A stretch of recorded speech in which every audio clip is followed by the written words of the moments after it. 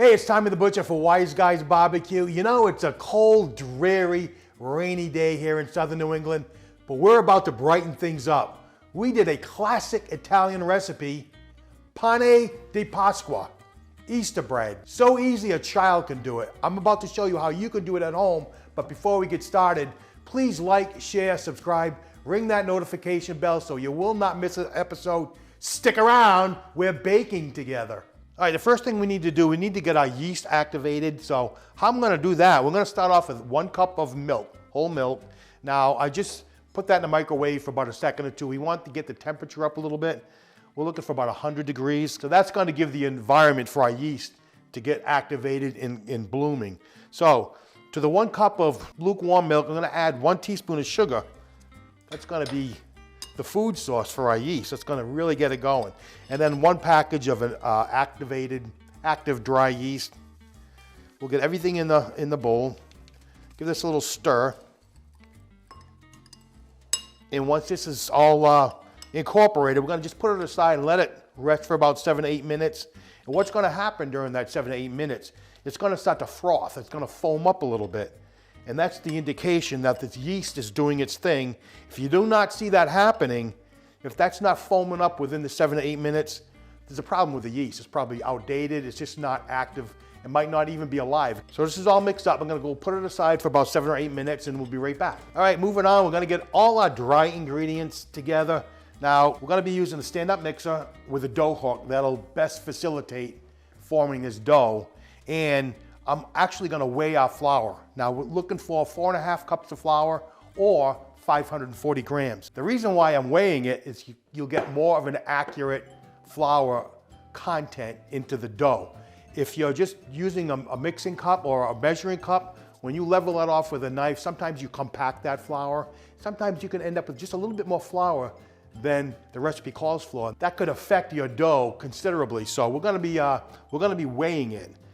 And while we're doing this, you want to use a spoon. You want to keep that flour loose. So I've got my mixing bowl on a scale. I got the tare set. So I'm just going to keep filling this till I see 540 grams. All right, it's the flour we need. Next is going to be the 1/2 cup of sugar, granulated sugar, and 2 tablespoons of salt. Just get all this whisk and blend it up, incorporated. All right, next I'm gonna just add this to our mixer with the dough hook. And then we're gonna be adding the wet ingredients. So stick around, we'll be right back. All right, we're moving on now. So next we're gonna add our milk. All our dry ingredients are all set. We got it all set up in our blender. We're going in with the milk next. Now this yeast is having a grand old time in here. In that warm, sweet milk, it's just having a blast and doing its thing. So in we go with that. And I have 2 whole large eggs. Let these come to room temperature. I'm gonna just break up the yolks a little bit.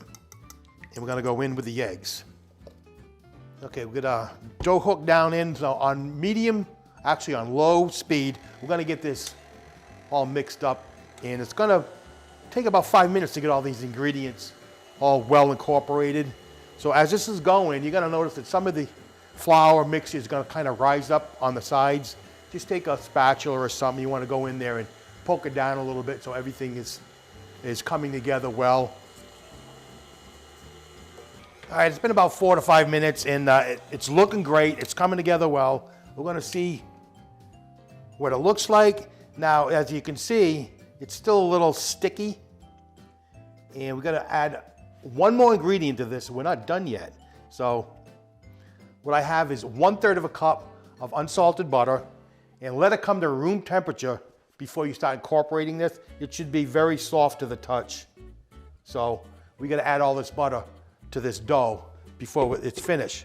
So we're gonna put the hook back down into the bowl. Now 1 tablespoon at a time. We're gonna do this at medium heat now. We're gonna crank the heat up a little bit. Just add that butter 1 tablespoon at a time. Now as you're doing this, sometimes you're gonna find that the butter might sink to the bottom and kind of form like almost like a disc, a plate on the bottom. If you see that happening, just stop your blender, lift it up, get your dough down and kind of incorporate it into the dough. What will make this much easier and try to get your butter placed on top or in the center of your dough. Now at this point, once we start adding our butter, we're gonna let this mix for a good 8 to 10 minutes. So it's gonna take quite a while, a little longer than you might think to get all this incorporated. Now, as you can see, the dough consistency is getting a little more wet, there's a little bit more moisture content, fat content, especially with this butter. So we're nearing where we need to be. So with all the butter added to this dough, we're basically making a brioche bread. All right, we're ready to turn our dough out. We're gonna get this off the mixing stand. And just at this point, it's a very sticky dough, so you wanna add a little bit of flour to it so that we can very easily get this out of the bowl and into our lightly oiled bowl. So using a dough paddle, I'm just gonna go in there, little by little, get it all together. We're just gonna form it into a ball, plop it down on our bowl. So we're gonna cover this. We're gonna need to let it ride in one place. So I'm gonna place a couple of towels over the bowl. That's it. We're gonna let it go for about 2 hours to let it rise. So stay tuned, don't go anywhere. All right, while dough is rising, we're gonna take the time to do the most fun thing about this. We're gonna color our eggs. So you can get all your kids involved in this the night before, and let's get going. So I have 2 bowls. We're gonna do 2 colors. So in each bowl, I have 1 cup of hot water. And to the water, we're gonna be adding 2 tablespoons of a distilled white vinegar to each. 1. So it's basically 1 tablespoon of white vinegar to 1/2 cup of water. But we've doubled the water. We have 1 cup of water and 2 tablespoons of the vinegar. All right, we're gonna go a couple of drops of red in one. Whoops. In the other, we're going in with the green. Obviously, I'm not measuring this. I'm only gonna put what I think is about 4 or 5 drops. Gonna give that a stir. Just add our eggs. Now, you'll see some of the eggs up above the surface. We're just gonna be like rotating them around, stirring them up a little bit so that all the surfaces can get the color. And I'm looking for a pale color. I don't want a dark green, I don't want a dark red, more like a pink egg and a light green, because that'll be our pastel Easter color. So we're gonna let these sit for a few minutes, let them do their thing. We'll remove them, get them onto some paper towels so they can dry, and we'll move on from there. So stick around, don't go anywhere. All right, our eggs are done. They've been going for about 5 minutes. And like I said, we only want to impart like light colors to this. I don't want dark tones. And an important thing to let you know is these eggs have not been cooked.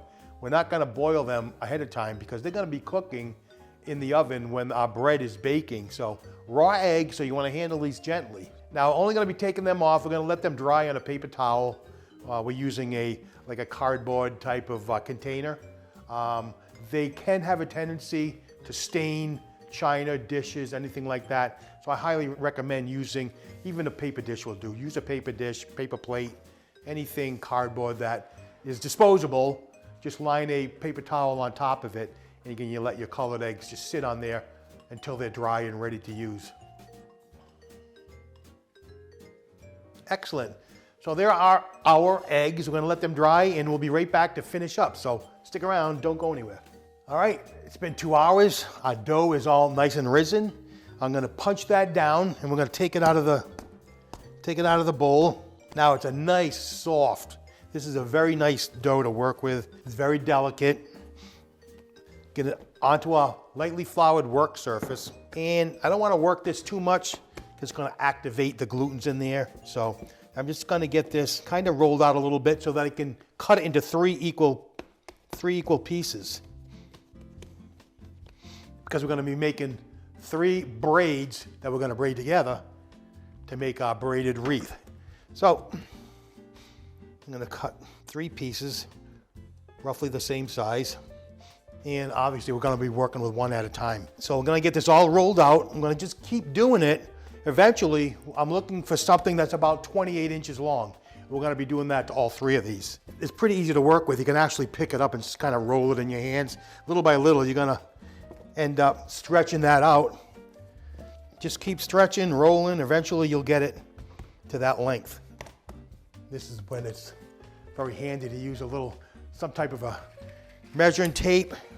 We're at 26 inches, so we're looking for just a couple more inches. And as you can see, this dough, the texture is phenomenal because it's not gonna pull back together. 28 inches. One down, two to go. So I'm gonna throw this one aside, grab my other one. This is where it'll be fun to get some family involvement doing this thing. The kids will love it. It'll actually give them a chance to kind of play and bake at the same time. Get them involved. All right, there we have it. We have the length that we're looking for. Now I'm gonna bring them together a little bit because the first thing we need to do, we're gonna bring 3 ends together to make one out of these 3. Pinch them all up at one side, at one end. Just pinch the dough together. You don't have to be like fussy about this. Now we're gonna begin to do our braid. So to do that, we're gonna take the outside one, bring it over the middle one, and we're gonna alternate as we're going along to try to keep this thing tight. So this is gonna go over and in the middle. This next one is gonna go over and in the middle. And we're just gonna keep continuing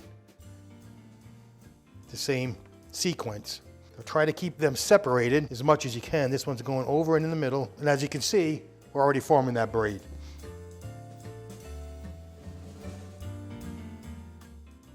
And that's it. In this end, we're gonna pinch this together. And then in order to make the wreath, we're just gonna circle this around, bring one end together, and just pinch that off. You're gonna have one end that's where the seam is. It's not gonna be the prettiest, but it'll all come together once it's baked off. It'll form a nice seal at this point. So once we get it to this point, we have a baking sheet and I have a silicone baking mat on top of it, or you can use parchment paper. We're gonna gently lift it and transfer it over to the sheet. And then you can play with it a little bit to try to form it into shapes. I can see one side's thinner than the other, but I'm not gonna really sweat over that because like I said, as this bakes, it's just gonna puff up and a lot of those little imperfections are gonna get smoothed out at that point. So that's it for our wreath. Next thing we wanna do is we wanna get our eggs set on here. Now I'm gonna go with 5 eggs. I got my 2 green, I have 2 red. I'm gonna use 1 white. This has not been colored. Why? This is a typical classic Italian Easter bread, and I thought I would just use the colors of the Italian flag. So let's get these things placed. Now the first egg you wanna put on is right at that seam where it's not so pretty, where we join the 2 ends together. And we basically wanna like nestle the egg down into it. You know, be careful, don't press this very hard because these eggs haven't been cooked, they're still raw. So I'm gonna get that one in first. And I'm just gonna go right around, try to alternate the colors. You wanna get these eggs right where that little nook is, kinda like where the dough is separated. Go one red there. I'll do the white one next. And I'll finish with the green. It's coming together. So at this point, we need to let this rise another 30 to 45 minutes. As is, with the eggs on it, we're just gonna cover this up and we're gonna put it off to the side in a nice warm, dry spot. And we'll come back to it in about 45 minutes once it's risen for the final time. So stick around, don't go anywhere. All right, we're back, we're ready for the next step. This has been raising for another 45 minutes. So before we get it into the oven, by the way, the oven is preheated to 350 degrees. We need to get an egg wash on this. So I have 1 whole large egg with a little bit of milk added to it. I'm gonna get this all beaten up. And then we're just gonna paint it on our bread to give it a nice egg sheen. It'll help in the browning process in the oven while it's baking off. All right, here's our egg wash. And when you're doing this, be careful you don't get to the eggs because that can like leave a little kind of like a stain on the egg while it's baking. So do your best to stay away from the eggs. You don't want to really come in contact. Not the end of the world. You're not going to ruin this by any means, but it just will end up with a nicer finish if you don't have egg wash on the eggs. All right, one last thing. We're going to be adding some sprinkles, some rainbow sprinkles to finish it off. This is a perfect recipe where you can get your kids involved with the coloring of the eggs, the sprinkles. I mean, they'll have a blast with this. Oven's preheated to 350 degrees. We're gonna go over there, get it in, and we're gonna let it go anywhere from 25 to 30 minutes. 25 to 30 minutes, we'll be right back in 1 minute. Stick around, don't go anywhere. All right, it's been 25 minutes and this is ready. We didn't have to go the full 30 minutes, so I set your timers for 25 minutes and keep an eye on it. Check that out. And this whole studio, this whole kitchen smells like a bakery at this point. So we're gonna be taking this over to the workbench, and we're gonna be transferring it directly onto a cooling rack. We're gonna let it cool for a few minutes before we cut into it. So I think the best way we can do this, I have a silicone baking sheet in this pan. The best thing to do is pick that up and just kind of slide it off all in one piece like this. There we go. We can remove this hot sheet pan. So there it is. We're gonna let this cool on this cooling rack for a little bit. You know, childhood memories are very special. If there's anything that you can do to transport yourself back to those days, I strongly suggest that you do it. This just did it for me. Brought me back to my childhood of Easter with my family, and there's nothing more special than that. So stay with us. We'll be right back. We're gonna cut into this. We're gonna see how it looks, and we're gonna taste it above all. So be right back. All right, this is a special moment for me because I'm about to relive my childhood.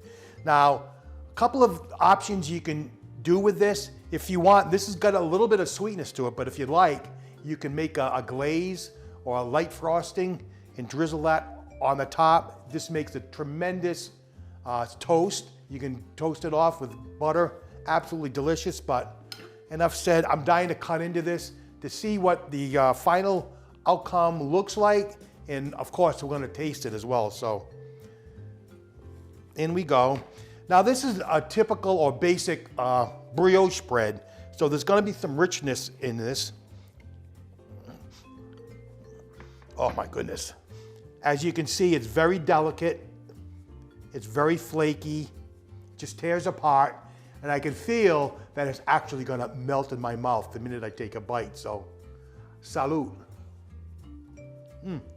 Folks, it literally just disintegrates in your mouth the minute you take a bite. It's airy, it's puffy, it's buttery, it's sweet. I mean, it has everything rolled into one pack. All right, folks, there you have it. Our Pane di Pasqua Easter bread. I hope you're gonna do it for Easter. It's right around the corner. I'm Tommy the Butcher for Wise Guys Barbecue. Please like, share, subscribe, and ring that notification bell so you will not miss an episode. I can't wait to see you next time. Thank you for watching.